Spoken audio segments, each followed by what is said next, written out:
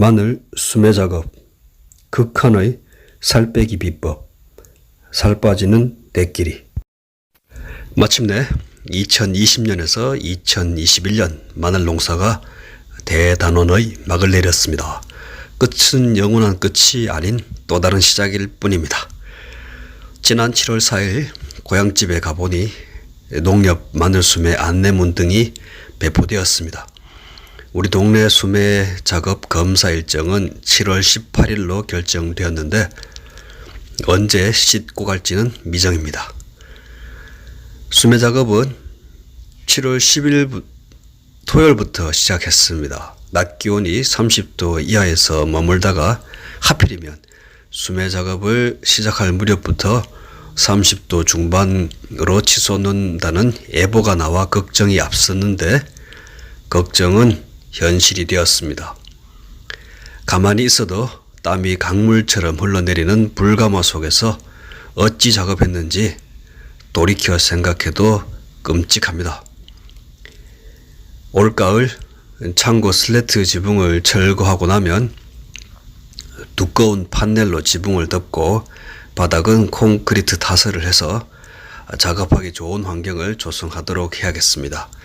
어차피 하는 일이라면 사람 몸이 덜 상하도록 일하는 게 옳을 듯 합니다.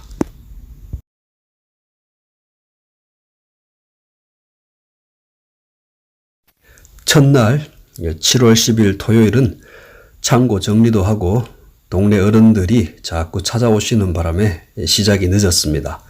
약 25자로 작업을 했습니다. 기온은 높아도 시원해서 좋았는데 강한 비바람 피해가 발생하고 말았습니다. 창고 안쪽 깊이 비가 치고 들어와서 바닥에 물이 고이고 씨마늘로 심으려고 재배한 주화를 담은 상자가 젖기도 했습니다. 비 가리고 피해를 줄인다고 한참 일손을 놓아야 했습니다. 5시부터 폭우가 시작되어 강풍을 동반한 폭우는 7시경 절정에 달하더니 늦은 밤까지 비가 계속되었습니다.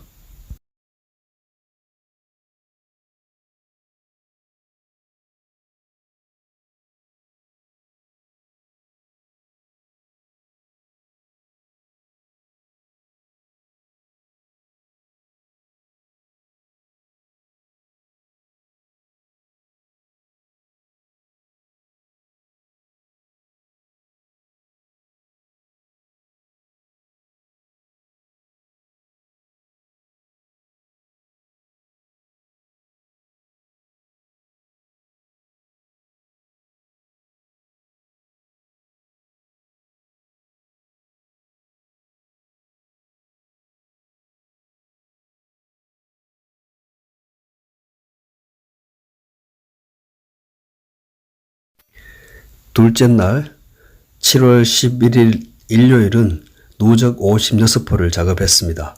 당일 작업량은 31자루인 셈입니다. 가만히 있어도 불가마 속 같고 땀이 너무 쏟아져 사방분간을 못할 지경이었습니다.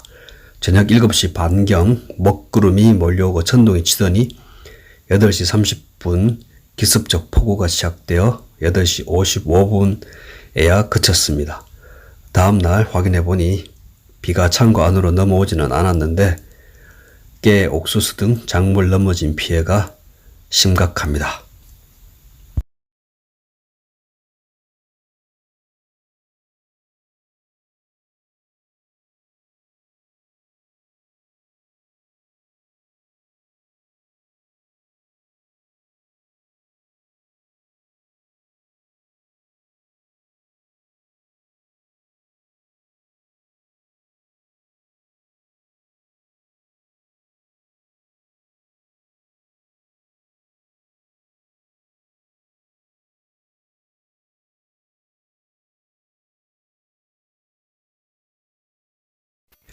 셋째 날 7월 12일 월요일 폭염 속에서도 바람은 그나마 자주 불어주어 천만다행이었습니다.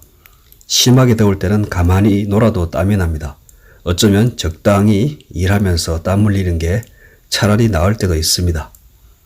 기계를 쓰지 않고 수작업으로 하는 마늘 수매 작업 같은 극한 노동은 물론 예외겠지요. 누적 90세포 작업했으니 당일 작업량은 27포입니다.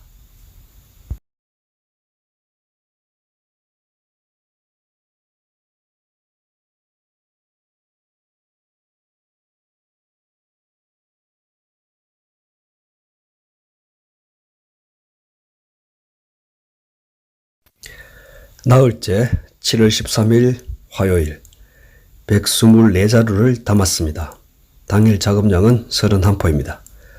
농사를 아주 잘 지어서 마늘이 일정하게 굵으면 작업하기가 아주 수월하니 농사를 잘 짓고 볼 일이기는 합니다. 기승을 부리는 무더위와 사투를 벌인 하루였습니다. 땀으로 절여진 생선골을 하고 나니 체력적으로 너무 힘이 듭니다. 일부러 고행하는 수행자의 길을 가나 생각도 들었습니다. 고생이 많으신 어머니를 모시고 가까운 면소재지 횟집에서 저녁을 먹었습니다.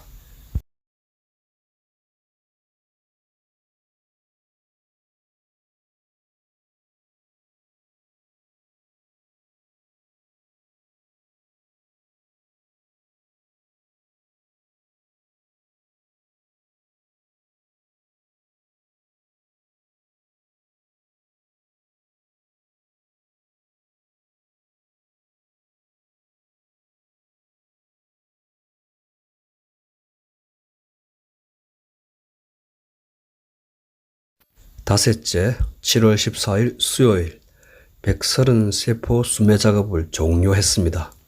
마지막 날 당일 9포 작업을 했습니다.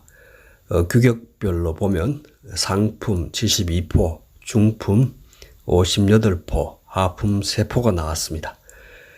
지적질 받는 게 싫은 성격인 데다 다소 고지식한 결벽증이 있는 터라 농협에서 요구한 조건보다 다소 까다롭게 작업을 했습니다.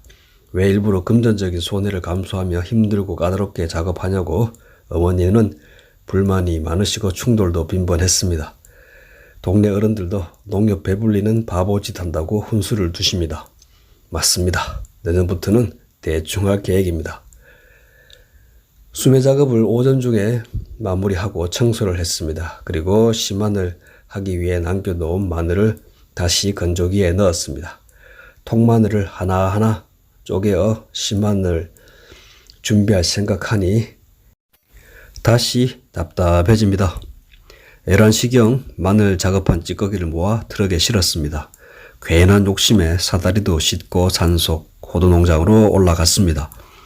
마늘 찌꺼기는 거름으로 호두나무 주변에 던져주고 햇볕 아래서 호두 적과를 했습니다. 세 그루 호두가 유독 많이 달린 나무의 호두를 사다리에 올라가서 고지 가위까지 이용해서 따내었습니다. 왕호두라는 이름이 아깝지 않을 정도의 굵기에 기분이 좋았습니다. 어머니와 함께 약 4.5일 고된 작업 끝에 133포라는 성적표를 받았습니다. 600평 정도면 200포 가까이는 나와야 잘 지은 농사라는데 동해 피해와 무농약 재배라는 상황을 고려하면 부끄러운 수준은 아니라 자위해 봅니다. 아직 농협에서는 수매 가격에 대해 말이 없고 여기저기 소문만 무성합니다. 누구는 창녕 공판장에 싣고 가서 20kg 상품 한 자루에 17만 원을 받았고 또 누구는 역시 창녕 공판장에 하자 있는 마늘, 소위 말하는 비품을 한 자루에 무려 13만 원 받았다고도 합니다. 그래서 농협과 계약 재배는 했지만 농협에 수매되지 말고 공판장에 개별 판매를 하려는 유혹들이 꿈틀거리는가 봅니다. 농협은 항상 주민들을 손해보이는 조직으로 변질되었습니다. 싸면 싸게 수매하고 비싸도 싸게 수매하는 계약 재배는 구한말의 농민 수탈이나 다를 바 없는 듯합니다. 날씨보다 더 농민들을 힘들게 하는 불합리한 현실입니다. 불가마 더위와 모기 그리고 20kg이 넘는 무게와의 극한의 사투를 마무리하고 나니 안도감과 함께 서운함도 밀려옵니다. 힘들어도 더 작업할 수 있으면 돈벌이는 되니 말입니다. 그러나 끝났다고 끝난 게 아닙니다. 수매 작업으로 한 해 농사를 마무리하고 돌아서면 다시 다음에 농사를 준비하기 바쁩니다. 심었다 뽑고 다시 심고 채웠다 비우고 비웠다 다시 채우며 윤회의 바다에서 농부를 마늘 때문에 울고 마늘 때문에 웃게 만들더니 서서히 늙어 죽게 만드는 마늘의 법칙이 고향을 지배합니다. 집 밖에 있는 마늘이 걱정되기도 하고 다시 씨마늘 까기 작업을 해야 하기에 어머니께서는 한사코 다시 일을 시작하십니다. 대끼리는 지친 몸을 잠시 추스리기 위해 고향집을 떠나왔습니다. 땀을 너무 흘렸더니 눈이 불편합니다. 얼른 안과를 가봐야겠습니다.